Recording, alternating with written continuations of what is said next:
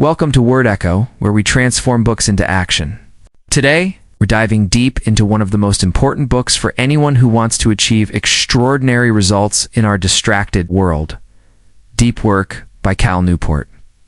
If you've ever felt like you're constantly busy but not actually accomplishing anything meaningful, this summary is for you.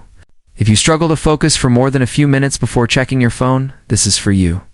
If you want to produce work that truly matters and stand out in your field, then stay with me for the next 2 hours.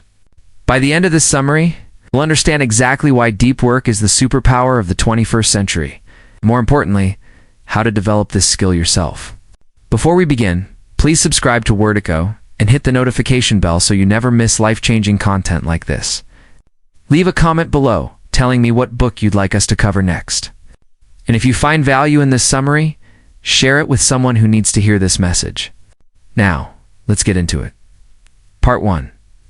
What is deep work and why ITMATTR is defining? Deep Work. Newport defines deep work as professional activities performed in a state of distraction-free concentration that push your cognitive capabilities to their limit. These efforts create new value, improve your skill, and are hard to replicate. Think about it. When was the last time you worked on something truly challenging for 3 or 4 hours straight, without checking email, without looking at your phone, without any interruptions? For most people, the answer is rarely or never.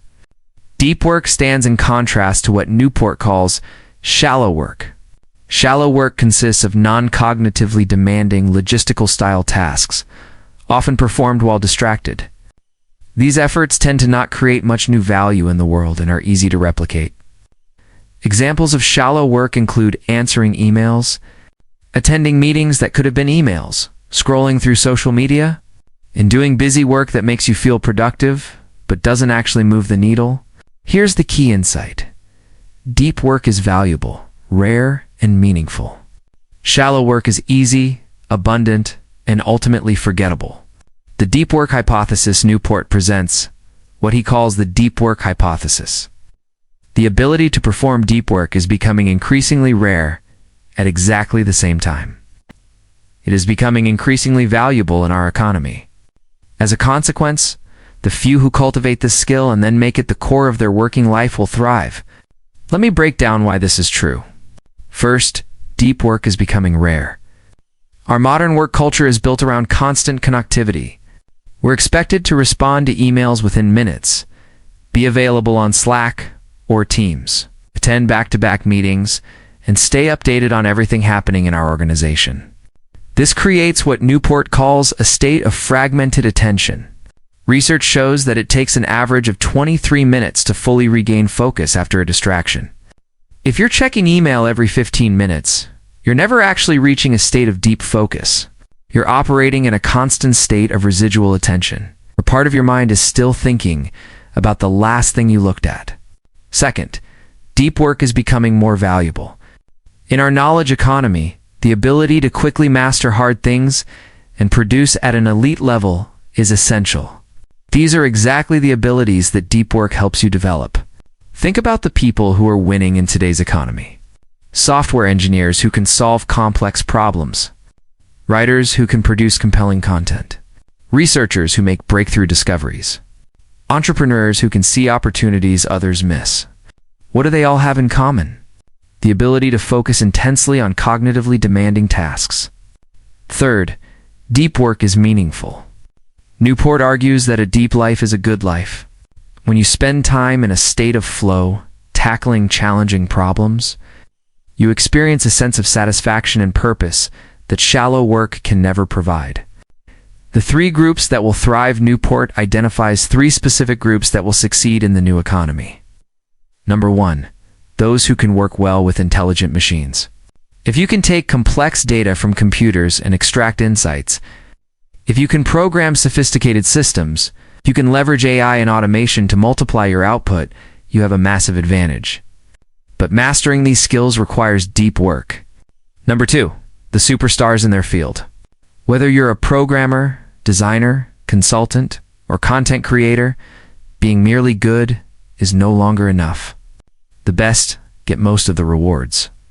And to become the best requires thousands of hours of deliberate practice. which is a form of deep work. Number 3, those with access to capital. This might seem less relevant, but Newport points out that even if you have capital, you need the ability to make smart decisions about where to invest it, which requires the deep thinking that only comes from undistracted analysis. If you don't fall into these 3 categories, you're competing on price in a global marketplace, and that's not a position you want to be in. 2 core abilities for thriving to succeed in the new economy. Newport says you need 2 core abilities. Ability number 1, the ability to quickly master hard things. Technology changes rapidly. The skills that are valuable today might be obsolete in 5 years. You need to be able to learn complex new skills continuously. And learning complex things requires intense, focused concentration. Newport explains that deliberate practice, the key to mastery, requires focused attention. You can't master SQL by checking it out for 20 minutes between meetings. You can't become an expert at data analysis by casually playing with spreadsheets. You need dedicated, distraction-free time to push yourself beyond your current capabilities. Ability number 2, the ability to produce at an elite level in terms of both quality and speed. It's not enough to be good at something. You need to produce valuable output consistently and quickly. Newport presents a formula: high-quality work produced equals time spent times intensity of focus. If you spend 10 hours on a project but you're constantly distracted, you'll produce far less than someone who spends 5 hours in deep focus. This is why some people seem to accomplish an incredible amount while working fewer hours than everyone else. Why deep work is rare, despite being so valuable? Deep work is increasingly rare. Newport identifies several reasons. Reason 1, the metric black hole. In many organizations, there's no clear connection between actions and value created. When a company can't easily measure what drives value, they default to visible busyness as a proxy for productivity. Being responsive to emails feels like productive work, even when it's not. Reason 2, the culture of connectivity. We've created a business culture that expects immediate responses. This might make coordination easier in the short term, but it destroys the ability to think deeply. Newport calls this the tyranny of the urgent over the important. Reason 3, the path of least resistance. Deep work is hard. Checking email is easy. Without clear structure and accountability, people naturally drift toward the easier, shallow activities. It feels like work, so the guilt is minimized, but the impact is minimal. Reason for busyness as a proxy for productivity. In the absence of clear indicators of what it means to be productive and valuable, many knowledge workers turn back toward doing lots of stuff in a visible manner. This creates a culture where being busy is confused with being effective. Why deep work is meaningful beyond the economic argument? Newport makes a philosophical case for deep work. Drawing on psychology, research, and philosophical traditions, he argues that a deep life is a life well lived. The psychological research on flow states shows that people are happiest when they're fully engaged in challenging activities. Mahali's research found that the best moments in life usually occur when a person's body or mind is stretched to its limits in a voluntary effort to accomplish something difficult and worthwhile. Ironically, work, when approached with the right mindset, is more likely to produce flow than leisure. Yet we've created work environments that make flow nearly impossible. Newport also draws on the philosophical concept of craftsmanship, the satisfaction of making something excellent, of seeing clear improvement in your skills, of producing work that matters. These create meaning in life that consuming entertainment never can. When you produce something through deep work, whether it's a piece of software, a research paper, a business strategy, or a work of art, you're creating something that didn't exist before. You're leaving a mark on the world. This is deeply satisfying in a way that answering emails or attending meetings can never be. Part 2. The rules for deep work now that we understand what deep work is and why it matters. Let's get into the practical strategies. Newport organizes these into 4 rules. Rule 1. Work deeply. The first rule is simple. You need to design your life to support deep work. Willpower alone is not enough. Newport explains that you have a finite amount of willpower that becomes depleted as you use it. If you're constantly fighting distractions, deciding whether to check your phone, battling the urge to open social media, you're wasting willpower. Instead, you need to create routines and rituals that minimize the need for willpower. Philosophy 1. The monastic philosophy. This is the most extreme approach. You eliminate or radically minimize shallow obligations. Think of the writer who disconnects from the internet entirely, or the academic who doesn't use email. Donald Knuth, one of the greatest computer scientists, is famous for not having an email address. He's ruthlessly protective of his time because he wants to focus on writing definitive books on computer programming. This approach maximizes deep work, but isn't realistic for most people who have collaborative responsibilities. Philosophy 2. The bimodal philosophy. This approach divides your time into clearly defined deep and shallow periods. You might dedicate certain days, weeks, or even months exclusively to deep work, then return to shallow work. Carl Jung, the famous psychiatrist, would retreat to a cabin in the woods for weeks at a time to think and write, then return to his clinical practice in the city. The key is that the deep work periods must be at least one full day to reach maximum cognitive intensity. A modern example might be dedicating Mondays and Wednesdays entirely to deep work, with no meetings or email, while using the other days for collaboration and shallow tasks. Philosophy 3. The rhythmic philosophy. This is the most common approach for people with regular jobs. You create a daily habit of deep work, typically in the morning before other obligations arise. The idea is to make deep work a regular part of your routine, like going to the gym. You might commit to 3 hours of deep work every morning from 8 to 11 a.m., or from 5 to 8 a.m. before work. Jerry Seinfeld famously used this approach with his "don't break the chain" method. He would write jokes every single day and mark an X on a calendar. His only job was to not break the chain. The benefit of the rhythmic approach is that it removes the need to decide when you'll do deep work. It's automatic. Philosophy 4. The journalistic philosophy. This is the most advanced and difficult approach. You fit deep work wherever you can in your schedule, switching into a deep state quickly. Walter Isaacson, the famous biographer, would write whenever he had free time, even just 30 or 60 minutes between appointments. But this requires the ability to quickly reach a state of focus, which takes practice. Newport warns that this approach is not for beginners. Most people need more structure. Ritualize your deep work. Whatever philosophy you choose, Newport emphasizes the importance of ritual. Your ritual should address several key questions: where you'll work and for how long. Specify a location used only for deep work if possible. Some people have a library they go to, a coffee shop, or a specific room in their house. The change of environment can help trigger focus. How you'll work once you start. Will you turn off Wi-Fi? Close all apps except the one you're using?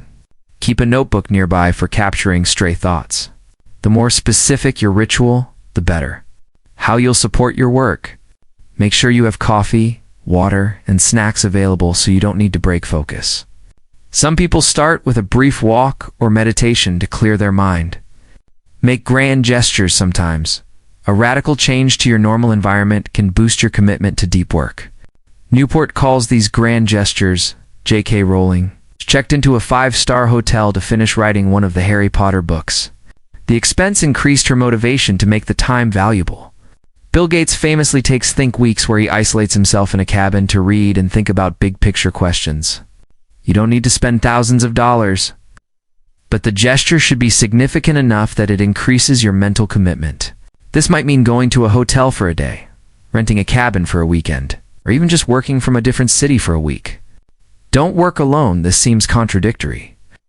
But Newport clarifies that while the work itself must be done in isolation, the presence of others pursuing their own deep work can be beneficial. He calls this the whiteboard effect. When you're working near someone else who is also focused, it can increase your motivation and occasionally allow for productive collaboration on stuck points. Many writers and programmers work in co-working spaces or coffee shops for this reason. The presence of others working creates a productive atmosphere, even though you're not directly collaborating.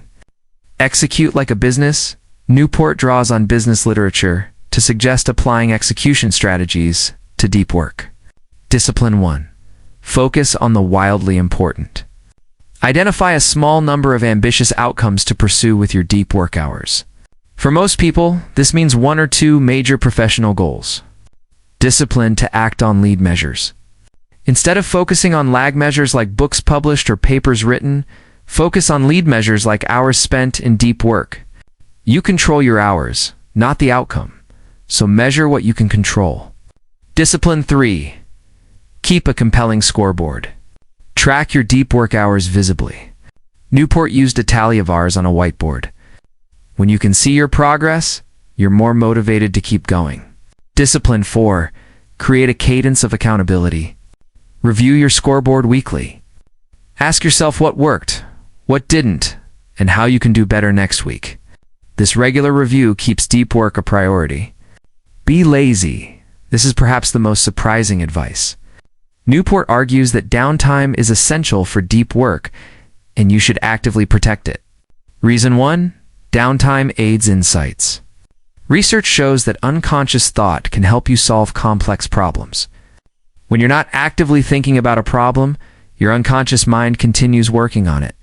This is why great ideas often come in the shower or during a walk. Reason 2. Downtime helps recharge. Attention is a finite resource. You can't do deep work for 12 hours straight. By completely disengaging in the evening, you recharge for the next day. Reason 3. The work that downtime replaces is usually not that important. After a certain point, usually 4 to 5 hours for most people, the quality of deep work declines significantly.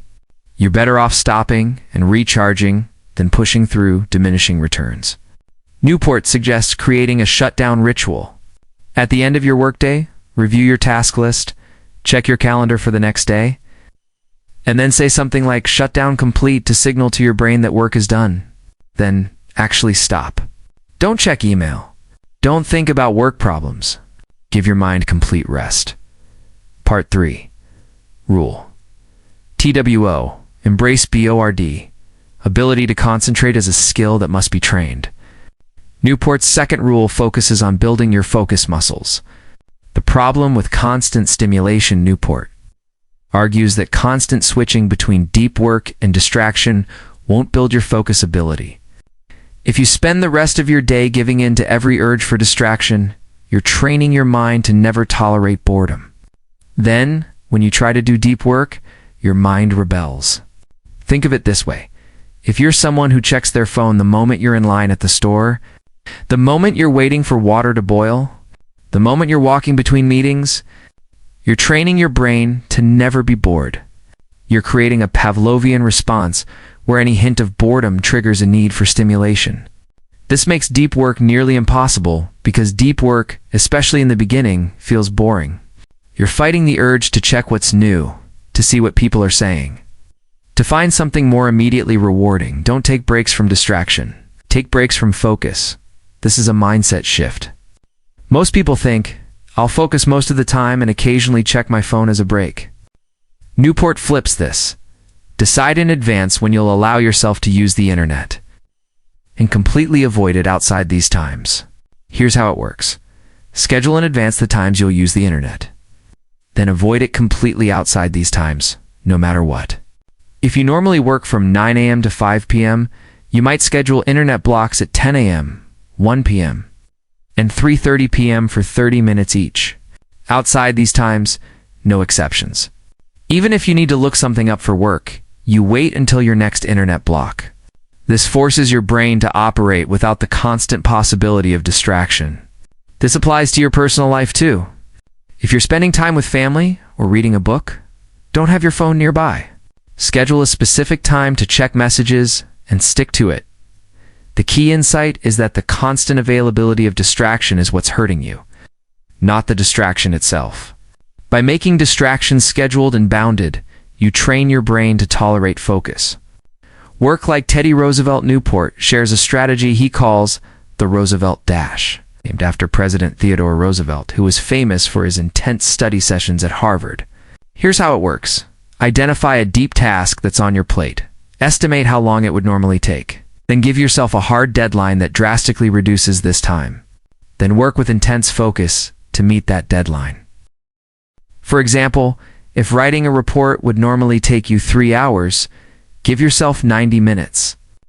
The time pressure eliminates any possibility of distraction. Your mind knows there's no room for email checking or web browsing if you're going to hit the deadline. This serves two purposes. First, it produces results quickly. Second, it trains your intensity muscle. Over time, this intense focus becomes more natural. Start with 1 Roosevelt dash per week. As you improve, you can increase the frequency. Meditate productively. Newport defines productive meditation as taking a period when you're occupied physically, but not mentally, like walking, jogging, driving, or showering, and focusing your attention on a single well-defined professional problem. The goal is to use these moments to think deeply about a problem, rather than letting your mind wander or listening to a podcast. This is harder than it sounds. Your mind will want to avoid the hard thinking and either go in circles or drift to easier topics. You need to practice bringing your attention back to the problem. Similar to how you bring attention back to your breath in traditional meditation, Newport suggests structuring your productive meditation sessions. First, carefully define the problem you're trying to solve. Be specific. Not how do I grow my business, but what are 3 specific strategies I could test next month to increase customer retention? Second, review the relevant variables. What information do you know that's relevant to this problem? Make sure you're working with the right raw materials. Third, look for the next step. Don't try to solve the whole problem at once. What's the next logical question or subproblem you need to address? Fourth, consolidate your gains. When you arrive at a promising insight, review it clearly in your mind so you remember it when you return to your desk. This practice serves multiple purposes. It makes productive use of time that would otherwise be wasted.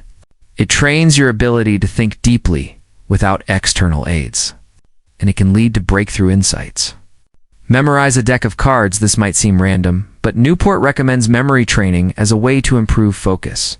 The ability to memorize a deck of cards using memory techniques requires intense concentration and provides clear feedback on your focus ability. You don't have to literally memorize cards, but some form of memory practice. Whether it's learning poetry, studying a language, or memorizing key information in your field, builds your concentration muscles. The key is that these activities require maintaining focus on a clear target. They're hard but achievable with practice, which makes them perfect training grounds for deep work. Part 4. Rule 3. Quit social media. This is Newport's most controversial rule, and it's where he gets the most pushback. But his argument is compelling. The any-benefit approach to tool selection. Newport argues that most people use what he calls the any-benefit approach to tool selection. If you can identify any possible benefit to using a tool, you justify using it. With social media, people say things like, I need Twitter to stay informed about my industry, or I use Facebook to stay in touch with distant relatives, or Instagram helps me promote my business. The problem with this approach is that it ignores costs. Every tool has costs, even if just the cost of your time and attention. The any-benefit approach doesn't consider whether the benefits outweigh these costs. Newport proposes a different approach. The craftsman approach to tool selection. A craftsman carefully selects tools, keeping only those that provide substantial benefits to the things they value most, and ruthlessly discarding those that don't. Here's how to apply this. Step 1. Identify the main high-level goals in both your professional and personal life. Be specific. Not be successful, but become a recognized expert in data science, or be an attentive and present parent. Step 2. List the 2 or 3 most important activities that help you achieve each goal. These are concrete actions. For the data science goal, it might be regularly read research papers and complete challenging projects that push my skills. For the parenting goal, it might be have one-on-one conversations with each child daily and create shared experiences like cooking together. Step 3. Consider each tool you currently use. For each tool, ask, does this tool have a substantially positive, substantially negative, or little impact on my ability to regularly and successfully participate in these key activities. Only keep the tools that have a substantially positive impact. When Newport applies this analysis to social media, he finds that for most people, social media fails the test. Yes, it might have some small benefits, but these are outweighed by the costs in terms of time and attentional fragmentation. The fear of missing out. People resist quitting social media because of FOMO, fear of missing out. What if something important happens and you don't know about it? What if a professional opportunity comes through Twitter? Newport's response is twofold. First, the truly important things will reach you. If there's a major development in your field, you'll hear about it from colleagues. Email newsletters or professional publications. You don't need to scroll through hundreds of tweets to catch the one important thing. Second, professional opportunities rarely come through social media in the way people imagine. Real opportunities come from being excellent at what you do and from deeper professional relationships, not from tweet interactions. The law of the vital few. Newport invokes the 80-20 rule, also known as the Pareto principle. In many settings, 80% of a given effect is due to just 20% of the possible causes. Applied to tools and activities, 80% of your professional success comes from 20% of your activities. If you identify those vital few activities and ruthlessly prioritize them, you'll accomplish more while doing less. Social media is rarely in that vital 20%. For most people, it's a distraction from the activities that actually create value. The pack your life. Experiment. Newport proposes a thought experiment borrowed from minimalism. Imagine packing up everything in your digital life. All the apps, all the subscriptions, all the services. Then, only unpack something when you discover you need it. Try this with your digital tools. Don't dramatically delete everything. Just log out of all social media for 30 days. Don't announce it, don't make it a big deal, just stop using it. After 30 days, ask yourself 2 questions. Question 1. Would the last 30 days have been notably better if I had been able to use this service? Question 2. Did people care that I wasn't using this service?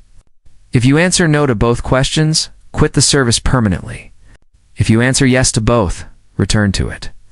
If you answer yes to one, but not both, seriously consider whether the service is worth keeping. Newport predicts that most people will find they don't miss most social media services as much as they feared. Don't use the internet to entertain yourself. This extends beyond social media. Newport argues that we've developed a habit of using the internet as our default solution to boredom. Waiting in line? Check your phone. Spare moment? Browse Reddit. Evening free time? Netflix. This constant entertainment has 2 costs. First, it prevents you from thinking. Your best ideas often come when your mind is allowed to wander and process information in the background. But if you're constantly feeding it new stimulation, this processing never happens. Second, it wastes time that could be used for higher quality leisure. Newport argues that structured, effortful leisure activities are more satisfying than passive consumption. Instead of defaulting to screens, plan your evenings and weekends in advance. What will you do with your free time? Read a challenging book? Learn an instrument? Have deep conversations? Build something? Exercise? When you have a plan for your leisure time, you're less likely to default to mindless browsing. And you'll find that quality leisure is more restorative than passive entertainment. Part 5. Rule 4. Drain the SHL. OLOWS. The final rule is about minimizing shallow work to protect time for deep work. Shallow work is inevitable. Newport acknowledges that you can't eliminate shallow work entirely. Emails must be answered. Administrative tasks must be completed. Meetings sometimes serve real purposes. The goal isn't to eliminate shallow work, but to contain it.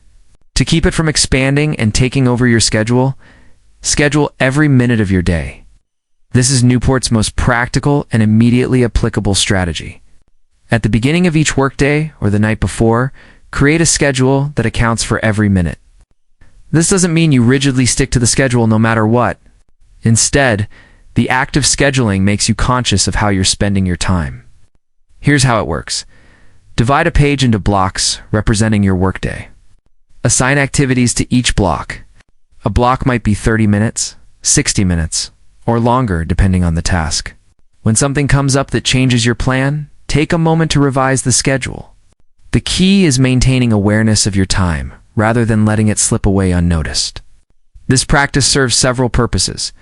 It reveals how much time you're actually spending on shallow work. Most people drastically underestimate this. You might think you spend 30 minutes a day on email when it's actually 2 hours. It forces you to prioritize. When every minute is accounted for, you have to decide what's truly important. You can't just do everything. It prevents reactive work. When you have a plan, you're less likely to spend your day responding to whatever seems urgent in the moment. Quantify the depth of every activity. Not all work is equally shallow or deep. Newport suggests creating a spectrum. For each task on your schedule, ask, how long would it take in months to train a smart, recent college graduate with no specialized training in my field to complete this task? If the answer is many months, the task is deep. If the answer is weeks or days, it's shallow. For example, writing a research paper, many months, deep work. Formatting that research paper, a few days, shallow work. Analyzing complex data to find insights, many months, deep work. Entering that data into a spreadsheet, a few days, shallow work. The goal is to maximize time spent on tasks that would take months to train someone else to do, because those are the tasks that create the most value and are hardest to replicate. Ask your boss for a shallow work budget. This is a bold move, but Newport suggests it for employees. Go to your boss and ask, what percentage of my time should be spent on shallow work? This forces a conversation about priorities. Many bosses will say something like 30 to 50%. Once you have that number, you can use it to justify protecting your time. When asked to take on another shallow task, you can say, I've already committed 40% of my time this week to shallow work. Taking this on would put me over budget. Which current shallow commitment should I drop? This makes the trade-offs explicit. It moves the conversation from, can you do this? To what are our priorities? Even if you're self-employed or your boss won't engage with this conversation. The exercise of thinking about your shallow work budget is valuable. Finish your work by 5:30. Newport is a strong advocate for fixed schedule productivity. Decide in advance when you'll finish work each day, then work backward to figure out what you need to accomplish. This might seem impossible, but it works because of Parkinson's law. Work expands to fill the time available. If you have until midnight to finish something, it will take until midnight. If you have until 5:30, you'll find a way to finish by 5:30. Fixed schedule productivity forces ruthless prioritization. You simply don't have time for shallow work to expand. You don't have time for inefficient meetings. You don't have time to let email take over your day. This might mean saying no to some opportunities. It might mean being less responsive than you currently are. But the trade-off is worth it. You preserve your sanity, your personal life, and your ability to do deep work. Become hard to reach. The final strategy is to make it harder for shallow work to find you. Newport offers 3 specific tips. Tip 1. Make people who send you email do more work. Instead of a generic contact email, create a sender filter. On your website, instead of contact me at name@email.com, write something like, if you have a speaking engagement to propose, send a detailed description of the event, the expected audience size, your proposed timeline, and your budget to name@email.com with speaking in the subject line. I respond to these requests at the end of each month. This accomplishes 2 things. First, it filters out non-serious inquiries. Second, when you do respond, you have all the information you need to make a decision efficiently. Tip 2. Do more work when you send or reply to emails. Don't just dash off a quick reply. Think through the entire process and do as much work as possible in one email to close the loop. Instead of, can we meet next week to discuss the project? Right, I'd like to discuss the project. I'm available Tuesday at 2 p.m., Wednesday at 10 a.m., or Thursday at 3 p.m. All times are EST. We can meet via Zoom at this link I've just created, link.com. I'll send a calendar invite once you confirm which time works. The meeting should take 30 minutes. I'll prepare an agenda and send it 24 hours in advance. This might take you 5 minutes instead of 2 minutes. But it eliminates the back and forth that would have taken 10 emails over several days. Tip 3. Don't respond. This is the most radical. Newport argues that you don't need to respond to every email. Specifically, don't respond to emails where the email is ambiguous or makes it hard to generate a reasonable response. The email is not a question or proposal that interests you. Nothing really good would happen if you did respond, and nothing really bad would happen if you didn't. First, this feels rude. But Newport argues it's a necessary adaptation to email overload. The alternative is spending hours each day on email that doesn't actually advance your goals. Most people won't even notice. And for the few who do, they'll generally understand if you have a reputation for producing valuable work. Part 6. Deep work and different CIO XTS. Now let's talk about how to apply deep work principles in different situations. Deep work is a student. If you're a student, deep work is your secret weapon. While your classmates are studying with music on phone nearby and frequent breaks for social media, you can learn the same material in half the time through focused deep work sessions. The key strategies for students: create a study ritual. Same place, same time, same process, every day. Your brain will learn to enter focus mode automatically. Use the Pomodoro technique with modifications. Instead of 25-minute intervals, try 50 or 90-minute sessions once you've built your focus muscles. Study actively, not passively. Don't just reread your notes. Quiz yourself. Explain concepts out loud. Solve practice problems. Active learning requires deeper focus, but creates much stronger retention. Minimize context switching. Don't study chemistry for 30 minutes, then history, then math. Block out longer periods for each subject. Take real breaks. Between deep work sessions, actually rest. Go for a walk, exercise, socialize. Don't check social media. That's not rest. That's just switching to a different form of shallow work. Deep work is an employee. If you're working for someone else, you have less control over your schedule, but you can still protect deep work time. Strategies for employees. Communicate your deep work schedule. Let your team know that you're unavailable during certain hours. I do focused work from 9 to 11 a.m. and a.m. offline during this time. I check messages at 11:30 a.m. and 3 p.m. Use calendar blocking. Block off deep work time on your shared calendar. Treat these blocks as seriously as client meetings. Negotiate for work from home days. Even 1 day per week working from home can give you uninterrupted deep work time. Arrive early or stay late. If your office has core hours of 9 to 5, arrive at 7 for 2 hours of deep work before everyone else, or stay until 7 after everyone leaves. Find alternate locations. If your office has private conference rooms or focus rooms, use them. Some companies have agreements with nearby co-working spaces or libraries. Batch shallow work. Instead of checking email throughout the day, check it twice. At 10 a.m. and 3 p.m., spend 30 focused minutes processing everything. Then close it. Push back strategically. When asked to attend a meeting, ask, "What's the agenda? Could I contribute my input via email instead?" Many meetings exist just to exist. Deep work as an entrepreneur. Entrepreneurs often face the most fragmented schedules because everything feels urgent when it's your business.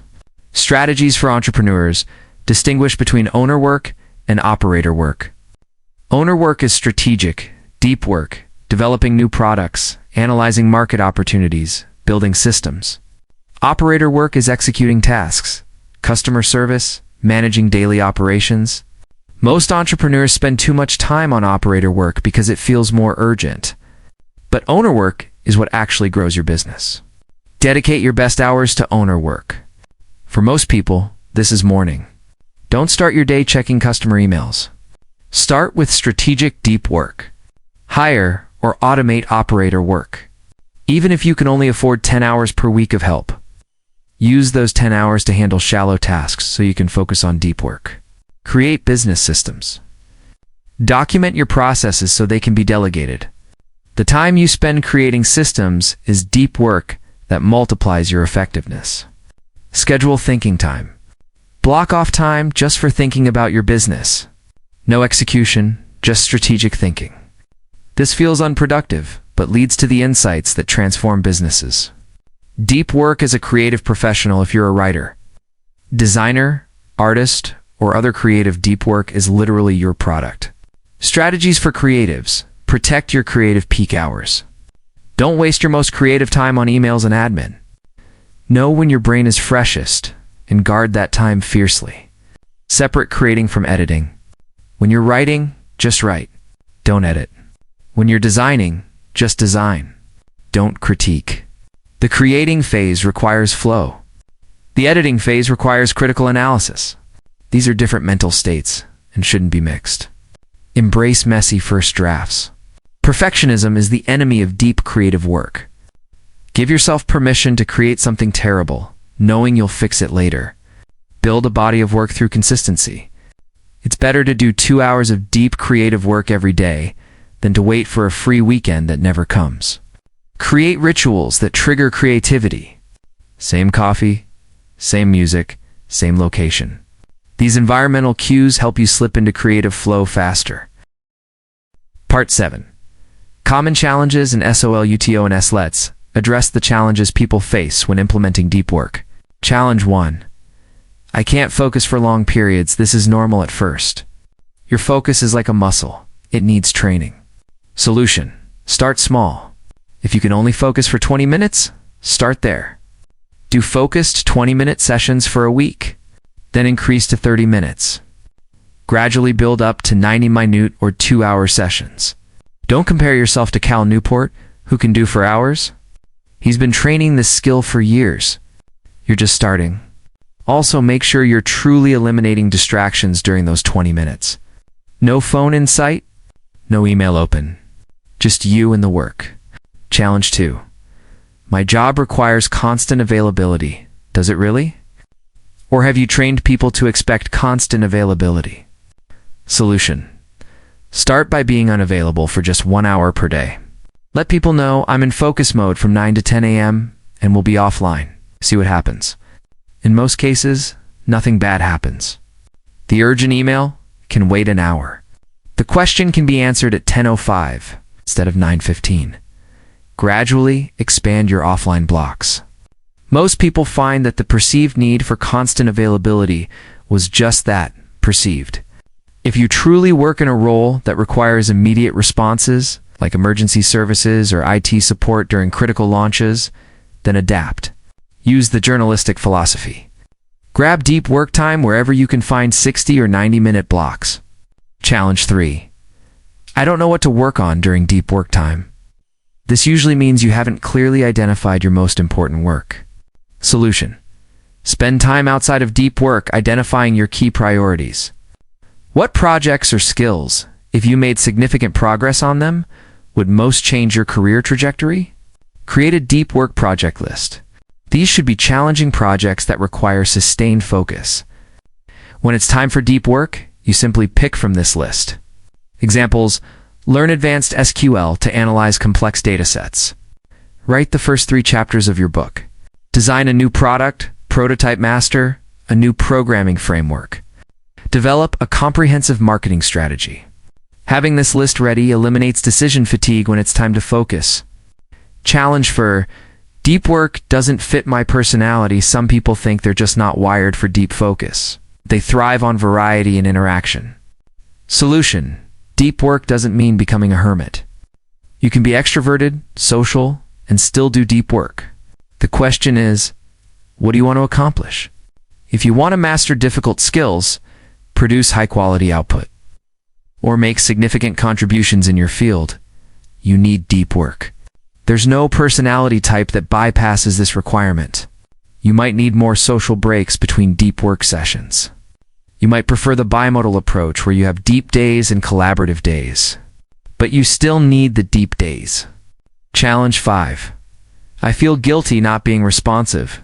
This is about shifting your identity and values. Solution. Recognize that being responsive is not the same as being productive. Your value is not measured by how quickly you answer emails. Your real value comes from the unique contributions you make, the problems you solve, the things you create. These require deep work. When you produce exceptional work through deep focus, people will forgive your slower email responses. When you're merely responsive but never produce anything remarkable, you're easily replaceable. Challenge 6. I can't afford to ignore email for hours again. Test this assumption. Solution. Try checking email 3 times per day. 10 a.m., 1 p.m. Spend 20 to 30 minutes processing everything during these sessions. In most knowledge work roles, a 2 to 3 hour response time is completely acceptable. If someone needs you urgently, they'll call or find you. The emails that seem urgent in the moment usually aren't. And if something truly urgent comes up, it will reach you through other channels. Challenge 7. My work isn't compatible with deep work. Some people believe their role doesn't have room for deep work. Solution. Almost every knowledge work role has some component that benefits from deep focus. If you're in sales, deep work time can be used to study your product deeply, analyze customer patterns, or develop new sales strategies.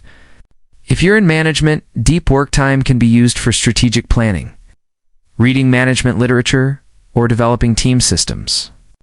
If you're in customer service, deep work time can be used to analyze common issues and create better documentation or processes.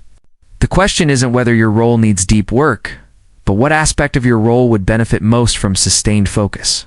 Part 8. The deeper benefits of deep work beyond career success. Deep work offers profound personal benefits. Benefit 1. Greater life satisfaction research consistently shows that people are happiest when fully engaged in challenging activities. 6N Mahaley's flow research found that people report more happiness at work than during leisure, specifically when that work involves focused attention. Deep work provides this engagement. When you're fully absorbed in a challenging problem, hours pass without notice. This is flow, and flow is deeply satisfying. Contrast this with shallow work, which is neither challenging enough to engage you, nor relaxing enough to restore you. It's the worst of both worlds. Busy work that makes you feel tired without making you feel accomplished. A life built around deep work is a life filled with these flow experiences, which leads to greater overall satisfaction. Benefit 2. Authentic confidence. When you produce genuinely excellent work through deep effort, you develop real confidence. Not fake confidence based on affirmations or positive thinking, but authentic confidence based on demonstrated competence. You know you can tackle difficult problems because you've done it. You know you can master new skills because you've proven it. This creates a foundation of self-assurance that can't be shaken by external criticism. Benefit 3.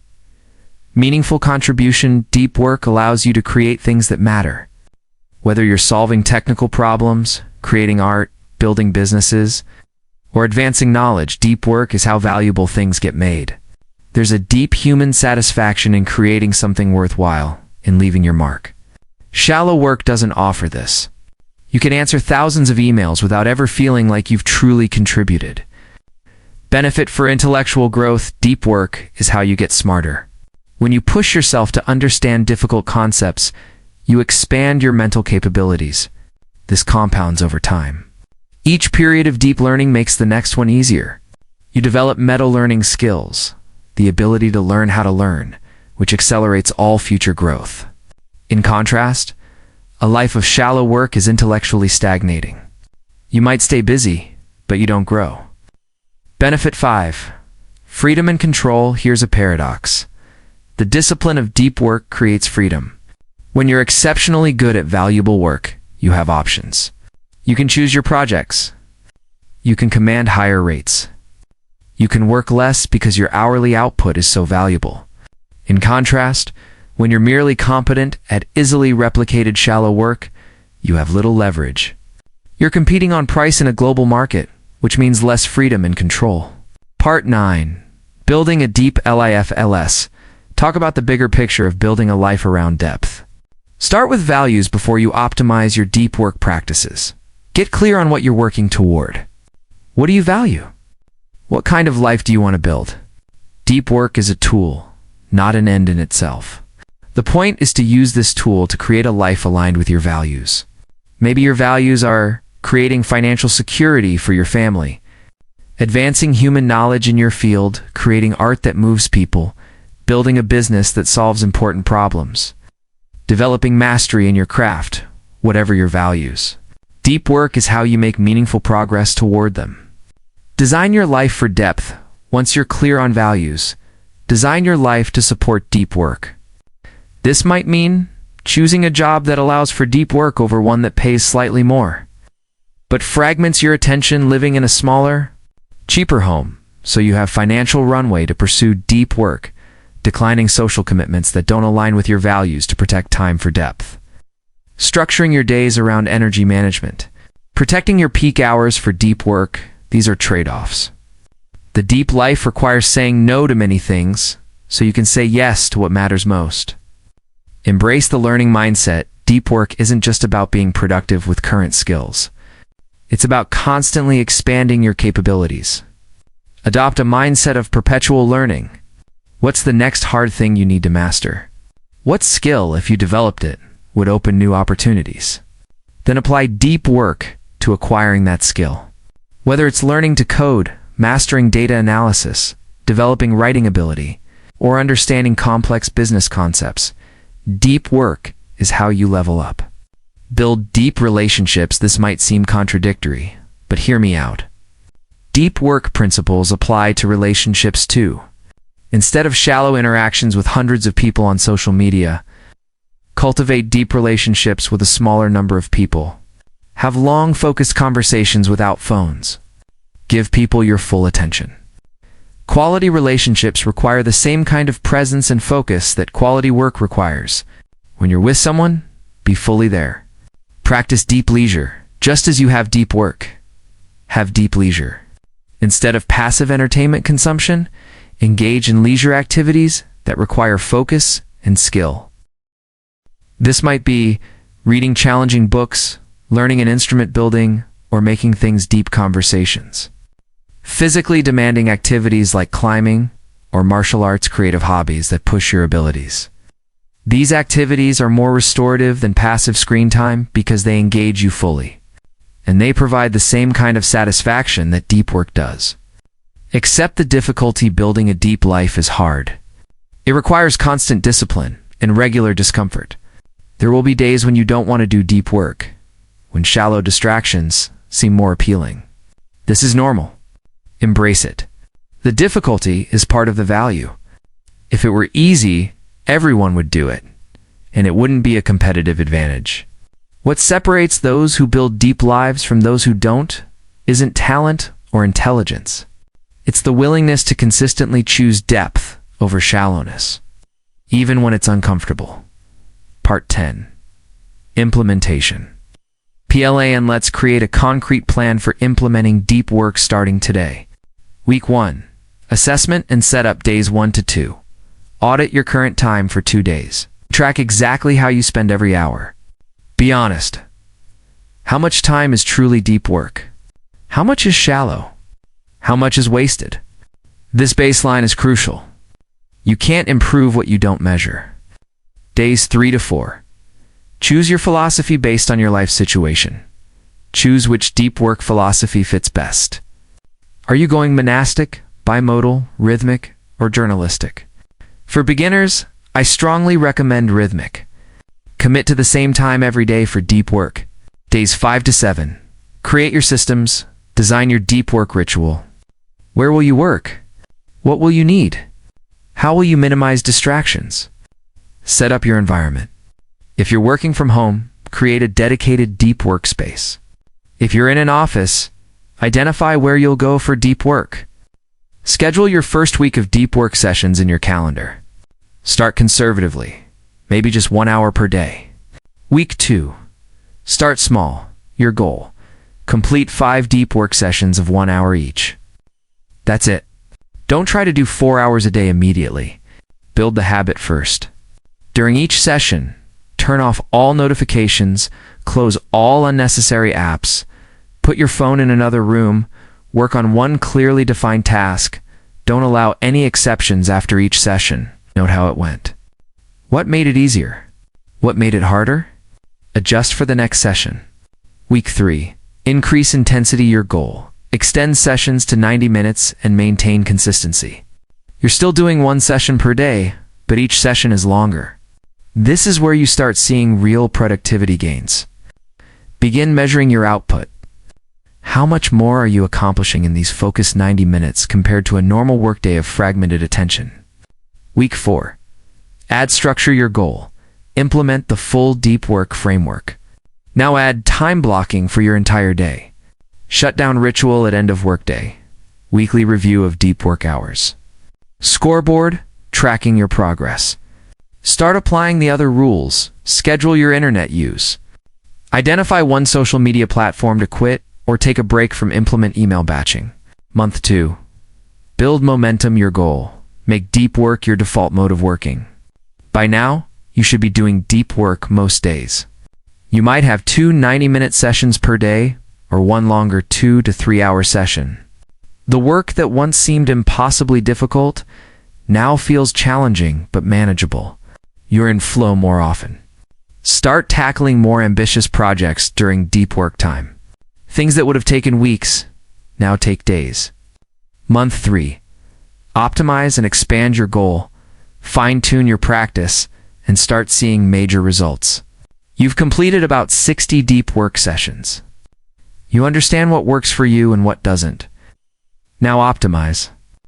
Adjust your ritual based on what you've learned. Maybe shift to longer sessions or a different time of day. Experiment with different environments. Track which types of deep work you find most valuable.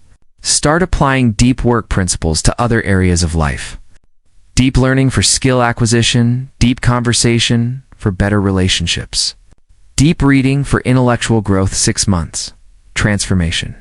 At 6 months of consistent deep work practice, you should see significant changes. Professionally, you've completed projects that sat on your to-do list for years.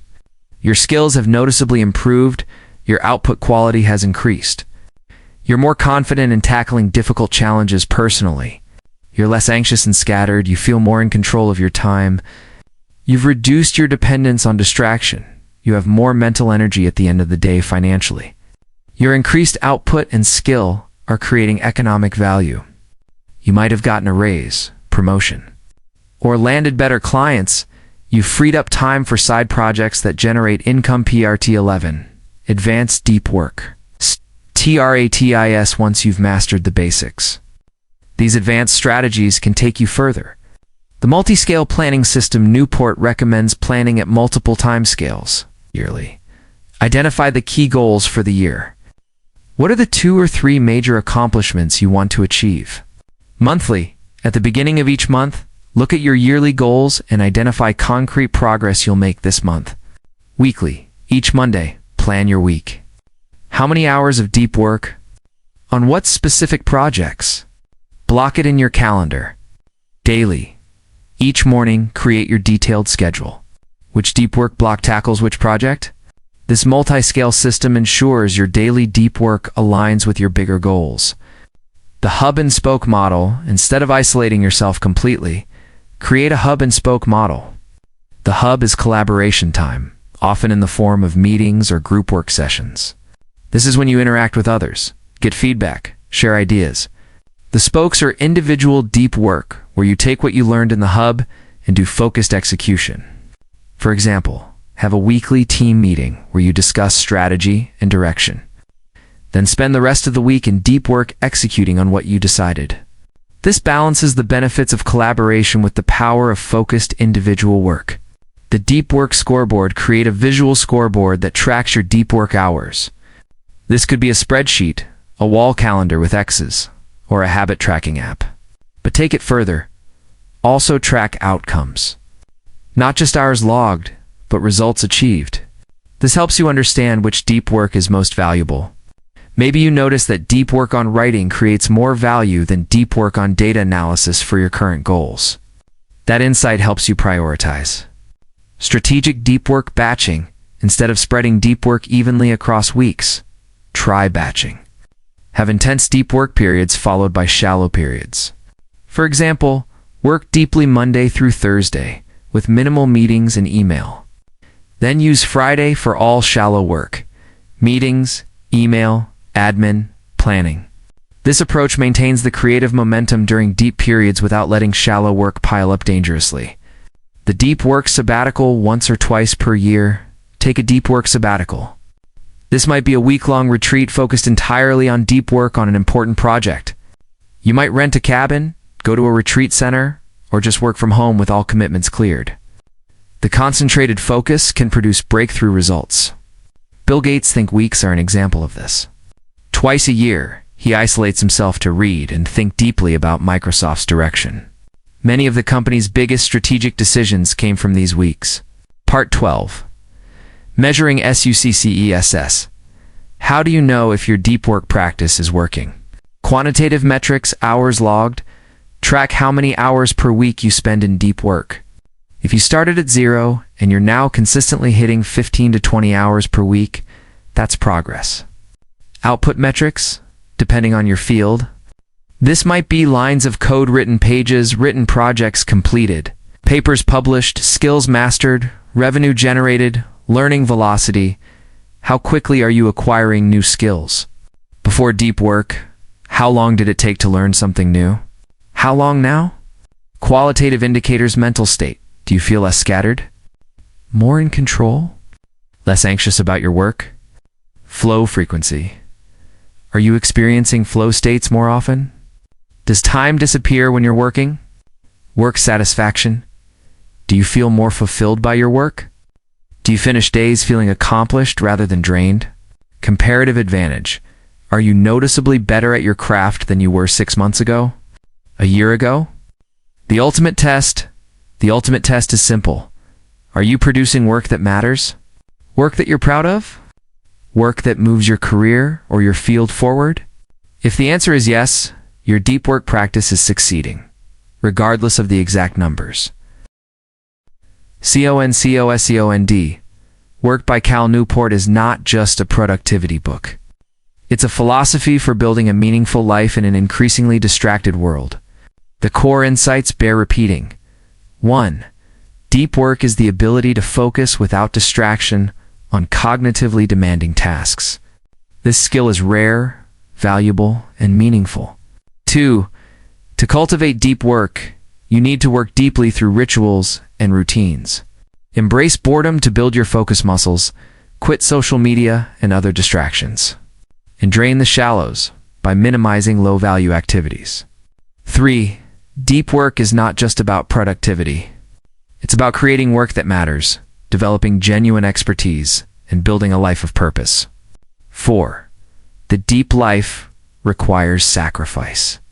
You must say no to many shallow attractions to say yes to depth. 5. This is not easy, but it's worth it.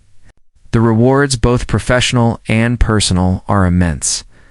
As Newport writes in the book, a deep life is a good life.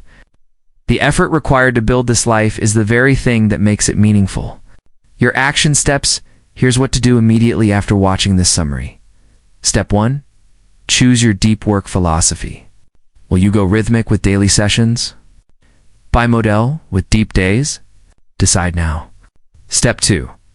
Schedule your first deep work session. Open your calendar right now and block off time tomorrow.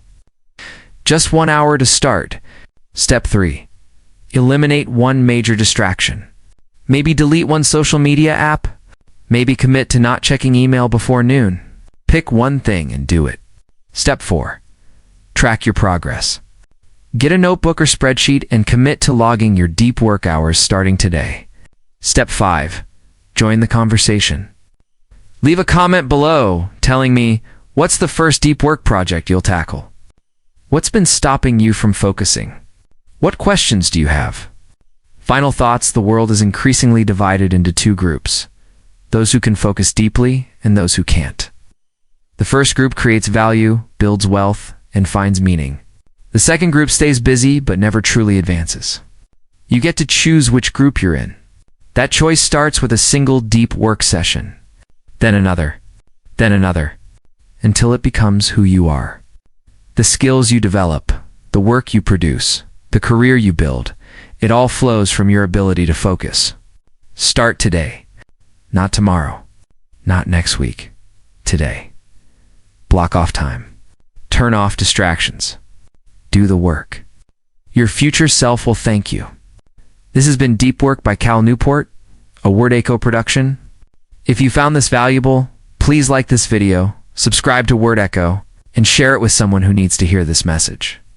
Next week, we'll be covering another transformative book in personal development and high performance. Hit the notification bell so you don't miss it. Until then, go do deep work. The world needs what you'll create. Thank you for watching.